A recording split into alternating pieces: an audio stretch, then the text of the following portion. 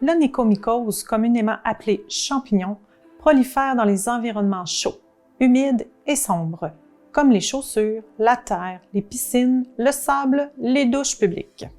Ces champignons se nourrissent de la kératine, donc la protéine qui compose l'ongle. Des taches de couleur blanche ou jaune se forment sous l'ongle et la plaque devient molle, se brise et provoque des trous d'air qui occasionnent différentes difformités de l'ongle. Les champignons sont donc contagieux. Il est nécessaire de porter des gants pour protéger vos mains. L'onychomycose nécessite un traitement antifongique et lorsque le problème est grave, il est recommandé de consulter un professionnel de la santé. Si vous faites un recouvrement sur un ongle mycosé, sachez que tous vos produits et vos outils qui ont été en contact avec cet ongle seront contaminés. Il y a aussi un risque de contaminer les autres doigts. À vous de voir si vous êtes à l'aise de travailler sur les ongles avec des champignons.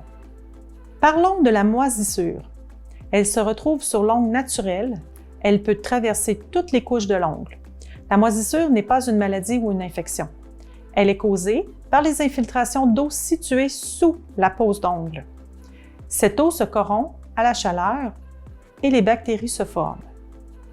C'est de couleur verdâtre à noire et l'ongle est complètement taché. Vous pouvez doucement limer les taches et bien assécher par la suite l'ongle naturel. Il se peut que l'ongle reste taché si la moisissure y était depuis quelque temps. Ce n'est pas contagieux, il est donc possible de faire une pose d'ongle sans risque de contamination. Si vous avez fait une bulle d'air lors de votre pose de prothèse, faites fondre et recommencez cet ongle, car il peut y avoir de l'humidité. Celui-ci risque de rester emprisonné dans cet espace, ce qui peut faire proliférer les bactéries et causer de la moisissure. L'ongle sera probablement mou et poreux. Procédez avec soin. Pour les verrues, elles se retrouvent généralement sur les doigts et les mains. Elles varient en forme et en profondeur. Les verrues sont contagieuses, donc il faut donc les recouvrir ou porter des gants pour protéger nos mains. Il y a évidemment un risque de transmettre les verrues sur les autres doigts et de contaminer votre matériel. Il est important de bien stériliser tous vos instruments de travail après la pause.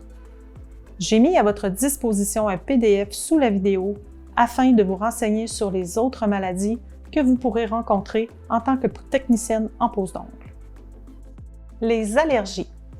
Il ne faut pas oublier qu'il y a des clientes qui ont des allergies ou des hypersensibilités aux produits que vous utilisez. Quoique très rares, ces allergies ou ces hypersensibilités sont souvent causées par les métacrylates que nous retrouvons dans les gels, les produits d'acrylique et même les vernis. Nous retrouvons dans ces allergies entre autres l'eczéma, le psoriasis, la teigne des mains et le dermatite de contact liés à des irritants ou des allergènes.